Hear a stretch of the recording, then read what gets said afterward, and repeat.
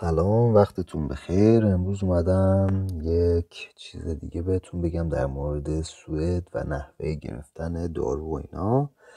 شما وقتی به یه پزشک یا یه مرکز خدمات درمانی مراجعه میکنه، اگر نیاز به دارو داشته باشید، مثل ایران نیستش که دیگه برای شما روی یک کاغذ نسخه بنویسن و به صورت دیجیتال برای شما نسخه صادر میشه. البته این منوط به این هستش که شما در واقع اون پشونومر داشته باشید اصطلاحاً، و از طریق این سایتی که الان دارین میبینید میتونید وارد این سایت شید، اپوتیکت، و اون بالا اگه ببینید نوشته رسپت، میتونید روی رسپتش کلیک کنید و اگر دارویی داشته باشید اول از طریق اپلیکیشن تشخیص هویت بانک آیدی شما میتونید وارد شید. همونجور که میبینید حالا اینجا اسم هست و اگر شما رسپتی داشته باشید از سمت پزشکتون